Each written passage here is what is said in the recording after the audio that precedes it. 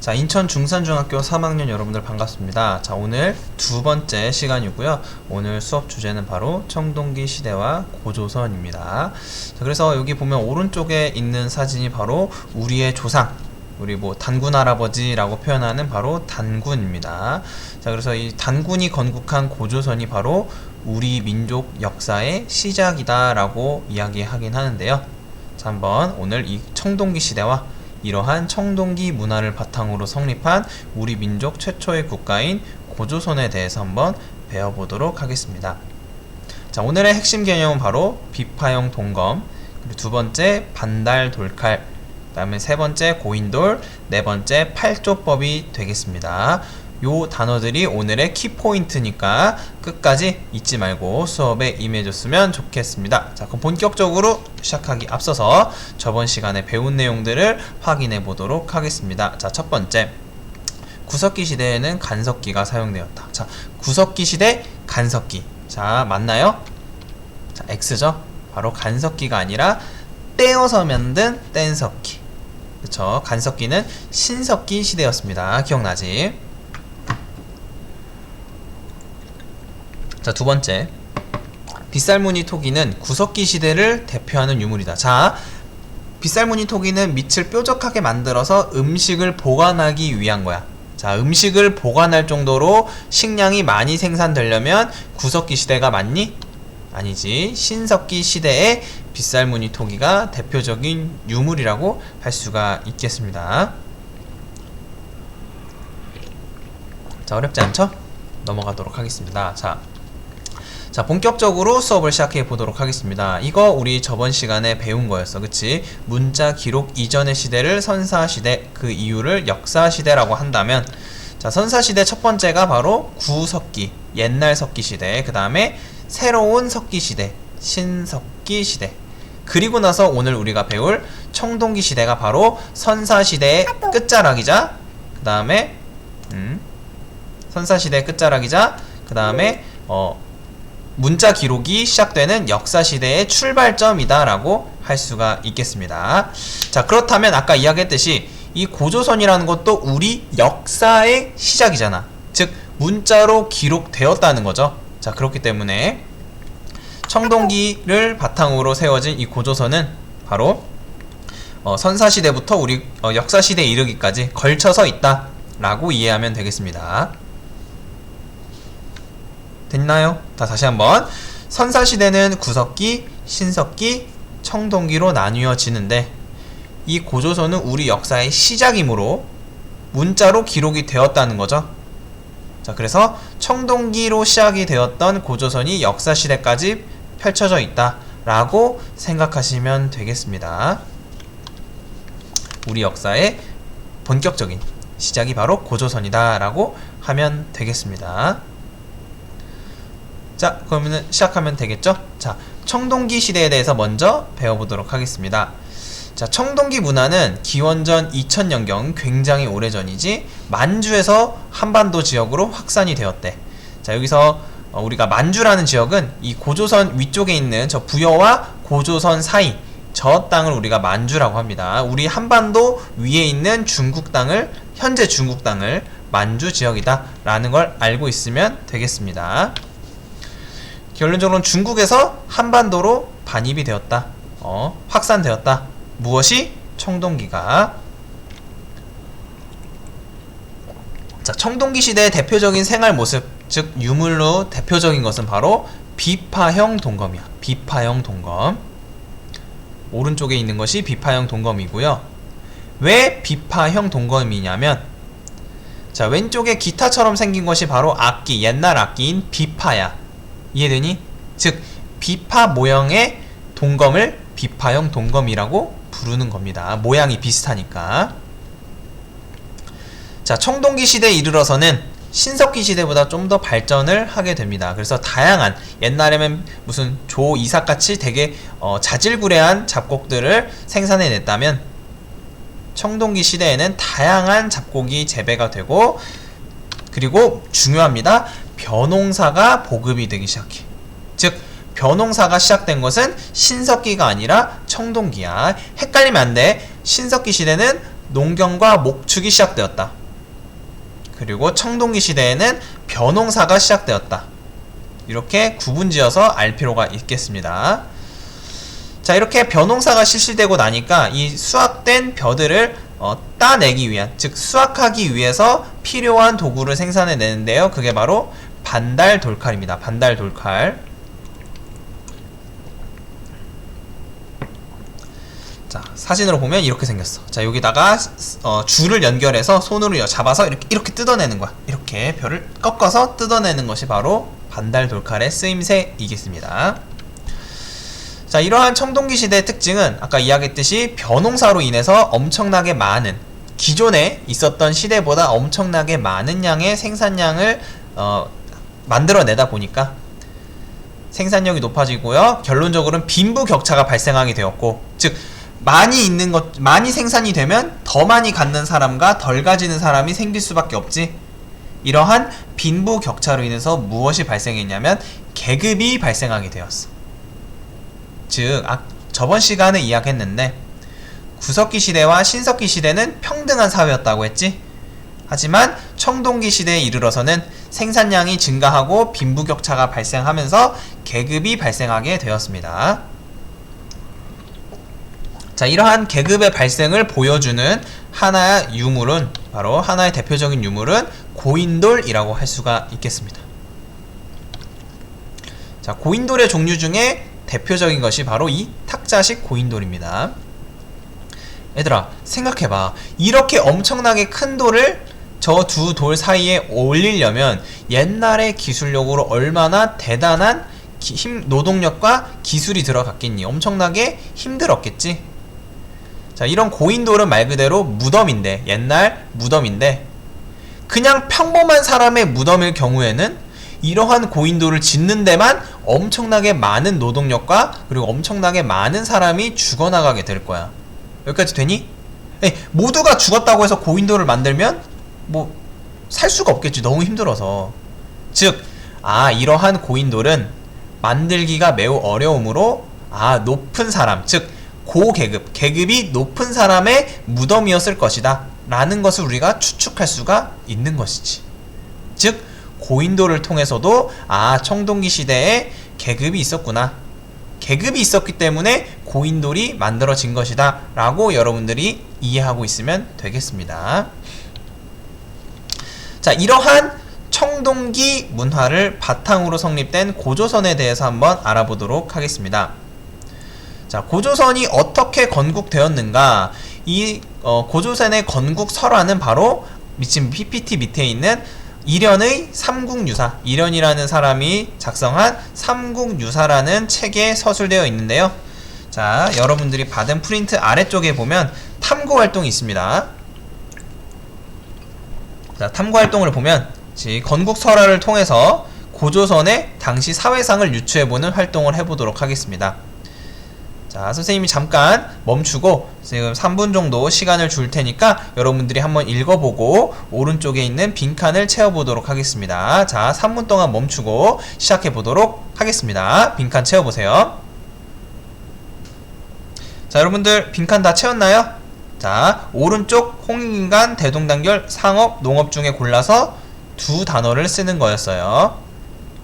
자, 한번 보면은 여기 사료를 읽어보면은, 자, 첫 번째로 인간 세상을 널리 이롭게 한다. 자, 이거 우리 배웠던 것 같은데 바로 홍익인간이고요. 그치? 자, 그 다음에 1번을 통해, 자, 선생님 읽어볼게. 1번을 통해 널리 인간 세상을 이롭게 한다는 고조선의 건국 이념인 홍익인간 이념을 알 수가 있겠지. 자, 그리고 밑줄 친 2번을 볼게. 바람, 비, 구름. 얘들아, 이런 바람, 비, 구름은 어떤 것을 할 때 중요한 요소야?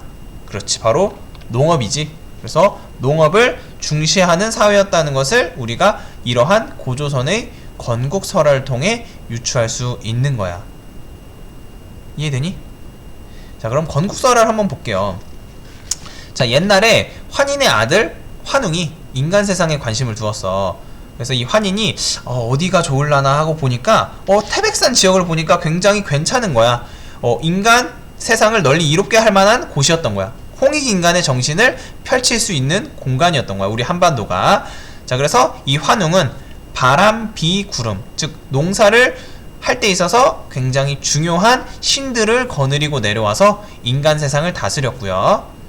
이러한 환웅이 우리 기억나니? 혹시 뭐 호랑이랑 곰이 와서 인간이 되고 싶다고 해서 뭐 동굴에서 막 쑥 먹고 마늘 먹고, 호랑이는 못 참고 도망치고 곰은 참아서 인간이 되어서 웅녀가 되었다. 이거 기억날 거야.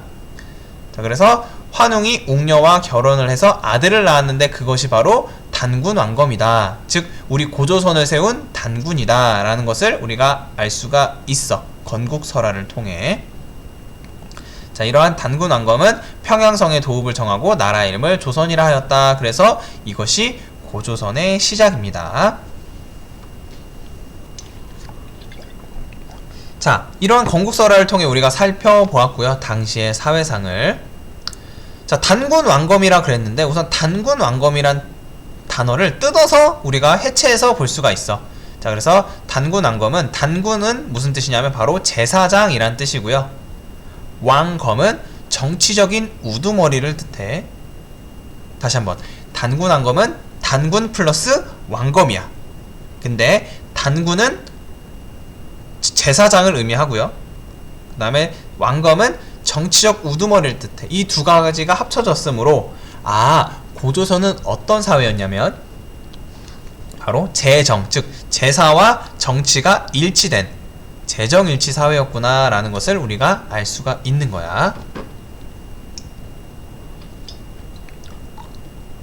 지금은 어떤 대통령들이나 정치적 지도자들이 미신이나 종교를 가지고 여러분들을 리드하는 건 아니잖아. 어떤 정책이라든지 비전을 통해서 여러분들을 이끌어 나가는 거지만, 이때 당시는 어떤 제사장, 즉 어떤 미신적인 거나 어떤 종교적인 권위를 어떤 그 정치적 지도자가 국민을 이끄는데 사용되었다라는 것이지. 지금이랑 다른 거지. 지금은 재정 분리 사회지, 그치? 자, 이렇게 단군 왕검이 건국한 고조선이 어떻게 발전했는지에 대해서 한번 살펴보도록 하겠습니다. 자, 우선 아까 이야기했듯이 청동기 문화를 기반으로 건국이 되었지, 고조선은. 자, 이후에 철기 문화, 즉 청동기보다 더 단단하고 더 녹이 슬지 않는 철로 만든 철기 문화가 보급되면서 점차 더 강력하게 성장을 하게 됩니다. 자, 특히 이 진안교체기 기억나니? 얘들아, 중국의 큰 대륙에 진나라와 한나라가 있었는데, 이 진나라가 무너지고 한나라가 세워지면서 굉장히 중국이 혼란한 상황이었어. 이거 기억날 거야. 중학교 2학년 때 배웠던 거예요. 중국사 시간에. 진나라가 무너지고 한나라가 다시 세워지는 혼란스러운 중국의 상황에서, 그 중국에서 위만이라는 사람이 고조선으로 넘어오게 됩니다. 자, 중국에 있던 위만이 넘어오게 되면서 위만이 고조선을 고조선의 왕위를 찬탈하면서 위만 조선이 시작이 되는데, 자, 어렵게 생각할 필요 없습니다. 이렇게 생각하면 돼. 진안 교체기의 혼란스러운 상황에서 중국에서 넘어온 위만이 고조선을 삼켰다. 하지만 고조선의 어떤 형태를 유지했기 때문에 우리 역사의 일부라고 보는 거야. 자, 이런 위만이 어떤 중국의 철기 문화를 더욱더 강력하게 도입하면서 철기 문화가 더욱더 발전하게 되죠. 여기까지 됐니? 자, 이러한 고조선이 발전함에 따라 사회가 점점점 복잡해졌을 거야. 이해되니? 사회가 발전할수록 점점 복잡해지지. 이러한 복잡한 사회를 정리하기 위해서 법이 필요했을 거고, 그 법이 중요합니다. 적어볼까요? 바로 팔조법입니다. 팔조법.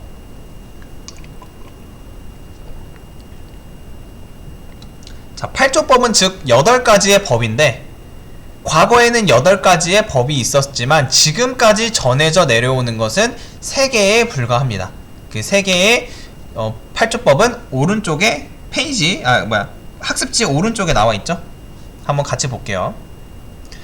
자, 이러한 고조선의 팔조법을 통해서 우리가 알 수 있는 것들을 한번 분석해 보겠습니다. 밑줄 친 거 위주로 살펴보면 돼요. 자, 우선 보면은 팔조법 보면 사람을 죽인 자는 사형하고 상해를 입힌 자는 공물로 배상한다. 즉 사람을 다치게 하면 안 됐다는 것을 알 수가 있어. 이것은 왜냐면 당시의 노동력을 굉장히 중시했기 때문에 사람을 다치거나 죽이면은 일을 할 수가 없잖아. 자, 그래서 이 부분을 통해서 고조선이 노동력을 굉장히 중시하는 사회였구나 라는 것을 알 수가 있습니다. 자, 여기까지 되었을까요? 좋습니다. 자, 두 번째는 물건을 훔친 자래. 물건을 훔친다는 것은 얘들아, 내 물건을 내가 훔칠 수 있니? 안 되지. 내 책가방에 있는 내 연필을 훔친다는 것이 말이 돼? 아니지. 남의 물건을 훔치는 거지. 자, 이것을 통해서 이때 당시에 사유재산이란 게 있었구나. 즉 개인이 소유하고 있는 재산이 있었구나. 사유재산이 인정되었구나 라는 것을 우리가 알 수가 있는 것입니다. 자, 그 다음에 노비라는 것이 있어. 자, 노비로 삼는다고 한 걸 봐서는 계급사회구나. 청동기 시대부터 계급사회였으니까 당연히 고조선도 계급사회였겠지. 여기까지 이해하는데 어렵지 않을 겁니다. 자, 그래서 팔조법을 통해서 당시의 사회상을 유추해 볼 수가 있습니다. 그렇기 때문에 팔조법은 매우 중요한 사료고 여러분들이 반드시 기억하고 계셔야 됩니다. 아시겠죠? 중요하다고 이야기했습니다. 자, 이러한 고조선의 대표적인 문화유산으로는 바로 아까 이야기했던 탁자식 고인돌과 비파형 동감이 있습니다. 자, 이렇게 해서 우리가 고조선의 성장까지, 고조선의 발전까지 정리해 보았고요. 자, 이러한 고조선이 어떻게 멸망했는지를 한번 살펴보도록 하겠습니다. 자, 아까 이야기했지, 진한 교체기에 위만이 넘어왔다고. 자, 지금 중국 대륙에는 한나라가 위치해 있습니다. 자, 이 한나라는 고조선이 굉장히 미웠어. 왜냐면 이 고조선이 얄미웠을 거야. 왜냐면 이때 당시에 중국 한나라와 한반도 남부 사이에 중개 무역을 고조선이 독점하면서, 즉 한나라가 그때 당시에 어떤 항해술이 발전하지 않았기 때문에 한반도 남쪽과 직접 교류를 못하니까 고조선을 통해서 이제 무역을 했단 말이지. 그치? 그래서 고조선이 이 사이에서 중개무역 이익을 차지했고, 또 이때 당시에 골칫거리였던, 즉 한나라 입장에선 굉장히 골칫거리였던 흉노와 고조선이 손을 잡으면 이거 한나라 입장에선 쉽지 않겠다라는 생각을 하게 되는 거야. 자, 그래서 흉노와의 연결을 차단하기 위해서라도 고조선을 공격했어야 됐어. 자, 그래서 한나라는 고조선을 침범하게 되고요. 결론적으로는 멸망을 하게 됩니다. 고조선이 한나라의 공격을 통해서 멸망하게 되었고요. 자, 멸망한 이후에 이 한나라는 이 고조선을 직접 지배하기보다는 군현이라는 걸 설치해서 그 군현이 이 고조선 지역을 찢어서 그 감독을 하게 되고 어떤 지배를 하게 됩니다. 직접 지배가 아니라 군현을 파견해가지고 군현을 설치하고 그 군현에 한나라의 그 관리를 파견함으로써 간접적으로 그 고조선 지역을 지배했다. 그 군현 중에 대표적인 지역이 바로 랑랑군이다 라는 거 한번 가볍게 체크하면 좋을 것 같습니다. 자, 이해되죠? 자, 오늘 고조선 그리고 청동기 시대에 대해서 배워봤습니다. 자, 조금 어려울 수 있고 내용도 조금 많았는데 우리 핵심 키워드 위주로 공부하면은 더 좋을 것 같습니다. 자, 오늘 한번 정리를 해보면은, 자, 청동기 시대가 이제 시작이 되었고, 이 청동기 시대의 유물로서는 비파형 동검이 있다. 자, 이 비파형 동검이 사용되었고, 사회가 발전함에 따라 벼농사가 실시되었고요. 이 벼농사를 걷기 위해서, 수확하기 위해서 반달 돌칼이 사용이 되었다. 자, 이렇게 청동기 시대의 생산량이 늘면서 계급이 발생하게 되었고, 이 계급이 발생함에 따라 고인돌이라는 상위 계층의 무덤이 발생하게 되었습니다. 자, 이렇게 청동기 시대를 통해서 성장한 고조선이 단군 왕검이 건국을 했죠.